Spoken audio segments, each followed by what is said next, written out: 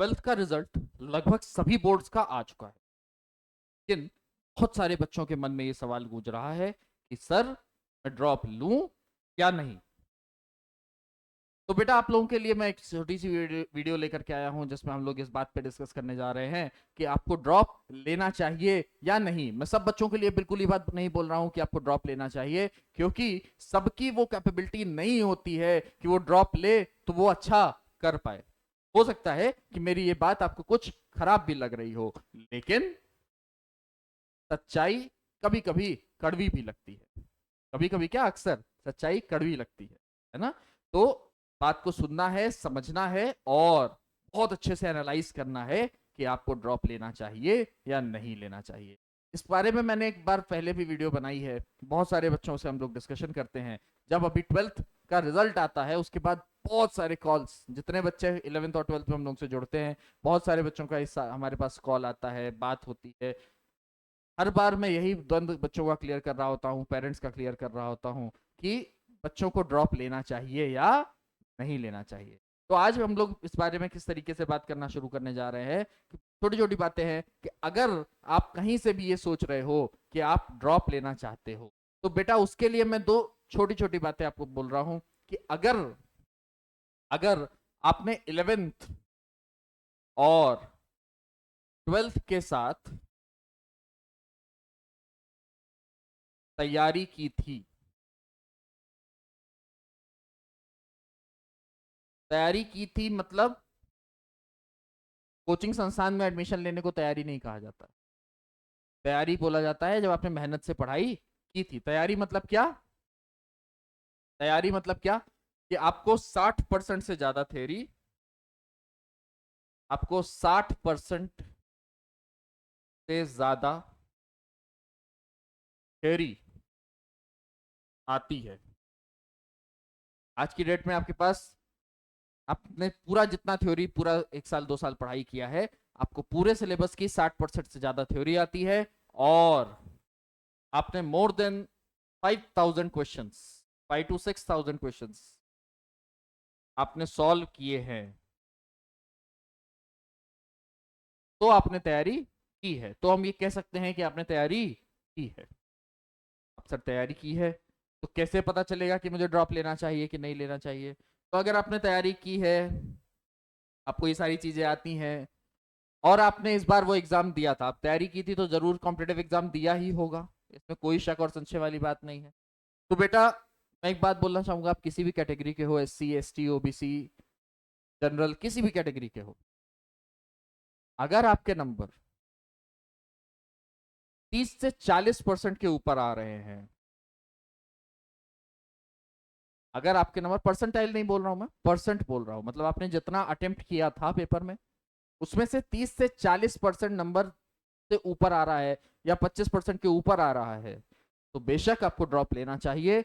हो सकता है, ये मैं, ऐसा नहीं है कि जिसका 4% आ रहा है वो ना ले ड्रॉप। अगर उसकी दृढ़ इच्छा है, अगले पेज पे हम लोग जो बातें करेंगे, अगर वो सारी चीजें वो कर सकता है और वो मानता है कि हाँ उससे पिछली बार गलती हो गई थी, या हो सकता है कि आपने तैयारी, आप कोचिंग ज्वाइन किए थे लेकिन ये सारी बातें नहीं आती हैं आपको, या इतने क्वेश्चंस नहीं लगाए, लेकिन आप इस बात को एक्सेप्ट कर रहे हो कि हाँ आपने, अपन से दिक्कत हो गई थी, अपन ने गलती कर दी, अपने लापरवाही कर दी और इस बार हम लोग बहुत अच्छा कर लेंगे, तो आप लो ड्रॉप। लेकिन अगर आपने बहुत मेहनत की थी, बहुत शिद्दत से पढ़ाई की थी, उसके बाद भी आपका नहीं हुआ है, तो अगर आपके 25-30% से ऊपर नंबर आ रहे हैं तो आप बेशक ड्रॉप लीजिए। ऐसा मैंने 10 साल में कई बार देखा है कि ऐसे बच्चों का सिलेक्शन आसान हो जाता है, उनकी रैंक आ जाती है, कट ऑफ क्लियर हो जाता है। या दूसरा पॉइंट क्या है कि आपने 12th के साथ तैयारी नहीं की थी।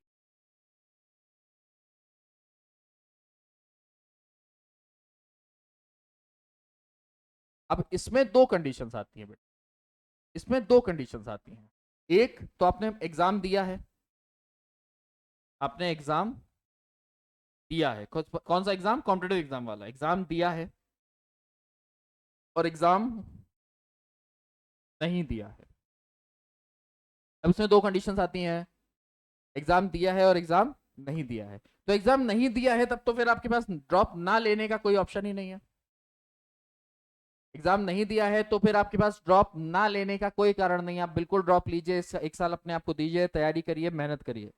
लेकिन अगर आपने एग्जाम दिया है, अगर आपने एग्जाम दिया है और आपको एग्जाम लेवल, अपने आप से सेल्फ एनालाइज करिए, सेल्फ पूछिए कि आपने जो एग्जाम दिया है, अगर उस तरह का या उससे टफ एग्जाम आ जाए तो क्या आप निकाल पाएंगे अगर आपने मेहनत की होती, आपने पढ़ा होता? अगर अंदर से जवाब आ रहा है कि हाँ, अगर मैंने पढ़ा होता, अगर मैंने मेहनत की होती, तो मैं इस एग्जाम को या इससे भी टफ एग्जाम आता मैं क्लियर कर लेता, तो डेफिनेटली आप ड्रॉप लीजिए, आप हैं उस लायक कि आप क्लियर आउट कर लेंगे। लेकिन अगर उसके बाद आपको महसूस हो रहा है, क्योंकि अगर आपने एग्जाम दिया है तो इसका मतलब आपकी बोर्ड्स की तैयारी अच्छी रही होगी, सिंपल सी बात है भाई, बोर्ड्स की तैयारी अच्छी रही होगी, तो बोर्ड्स के कुछ परसेंट तो इसमें से दिमाग लगा ही होगा, थोड़ी बहुत थ्योरी से तो क्वेश्चन आता ही है, तो थ्योरी वाला क्वेश्चन क्या आपसे हुआ था? अगर इससे टफ पेपर आ जाए तो क्या आपसे होगा, या इसी तरह का पेपर आ जाए तो क्या आपसे होगा? अगर हाँ, अगर जवाब आपका हाँ है तो मेरा जवाब आपके लिए हाँ ही है, आप ड्रॉप लीजिए। लेकिन अगर जवाब आपका नहीं है कि ये पेपर भी सॉल्व नहीं होगा, अगर मैं मेहनत भी करूंगा, तो बिल्कुल आप ड्रॉप मत लीजिए, आपके बस का नहीं है।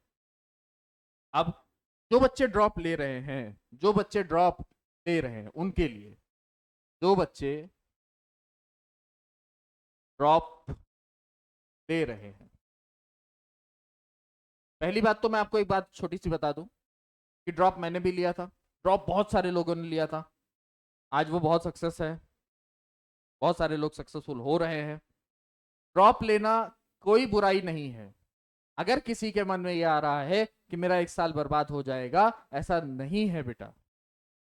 मैंने एक दिन और भी ये बात बोली थी, मैं आज भी ये बात बोल रहा हूं, ये साल आपका बर्बाद नहीं होगा। आप अगर मेहनत करोगे, लड़ोगे, तो आपके साथ दो ही चीज होगी, या तो आप जीत जाओगे या आप सीख जाओगे। अगर आप साल में भर पढ़ाई करोगे, मेहनत करोगे, तो हो सकता है कि आपका पेपर ना निकले, बट मेहनत करने की आदत हो जाएगी, तो बर्बाद नहीं होगा साल, कुछ ना कुछ तो जरूर सीखोगे। अगर आपको कहीं से लग रहा है कि आप इंजीनियर बन सकते हो, आप डॉक्टर बन सकते हो, लेकिन इस साल जेईई और नीट नहीं निकला है, तो आप बेशक एक साल तैयारी करिए, लेकिन किन संकल्प के साथ करिए, किन दृढ़ता के साथ करिए, वो छोटी छोटी बातें हैं कि आप, पहला बहुत इंपॉर्टेंट, बहुत बहुत इंपॉर्टेंट पॉइंट, कि आप रोज कम से कम 30 आवर्स से ज्यादा पढ़ाई करेंगे, 13 घंटे से ज्यादा पढ़ाई करेंगे, इंक्लूडिंग क्लासेस। जो स्कूल में, कोचिंग में पढ़ाया जाएगा, उसको इंक्लूड करके आप कम से कम 13 घंटे की पढ़ाई करेंगे। अगर आपके मन में ये संकल्प है तो आप बिल्कुल ड्रॉप ले सकते हैं।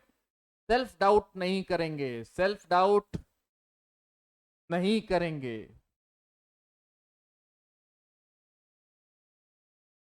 सेल्फ डाउट नहीं करेंगे, बिल्कुल। ऐसा नहीं है कि आप 2 महीना 3 महीना पढ़ने के बाद, अरे पता नहीं मेरा होगा नहीं होगा, टेस्ट में नंबर कम आ रहे हैं, कैसे होगा, ये सारी बातों पे चिंतन नहीं करेंगे, सेल्फ डाउट बिल्कुल नहीं करना है। इस बात को बहुत ध्यान से समझ के चलिए, याद रखिए कि सेल्फ डाउट करेंगे तो आप वहीं पर अपनी जंग हार जाएंगे, इसमें कोई समस्या वाली बात नहीं है, ठीक है। और तीसरा, अगर आप कोई ऑफलाइन क्लास या ऑनलाइन क्लास करते हैं, तो आप प्रॉपर नोट्स बनाओगे, अब प्रॉपर नोट्स बनाएंगे। अब नोट्स कैसे प्रॉपरली बनाना है, इसके लिए एक अलग वीडियो आने वाली है, वो जरूर देखिएगा। तो प्रॉपर नोट्स बनाएंगे और रेगुलर पढ़ाई करेंगे, और रेगुलर पढ़ाई करेंगे।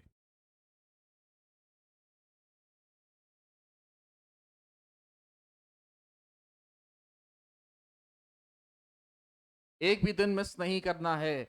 अगर ये 4 बातें आप लेकर के बैठ रहे हो, मन में संकल्प बना के चल रहे हो, गारंटी के साथ बोल रहा हूं बेटा, आपका सिलेक्शन कोई नहीं रोक सके। और अगर चांस की बात है सिलेक्शन नहीं भी हुआ, तो भी आपको सक्सेस होने से कोई रोक नहीं पाएगा।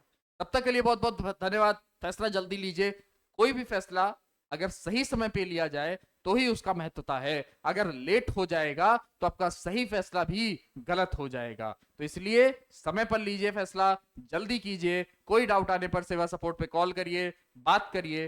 तब तक के लिए बहुत बहुत धन्यवाद, साधुवाद, थैंक यू।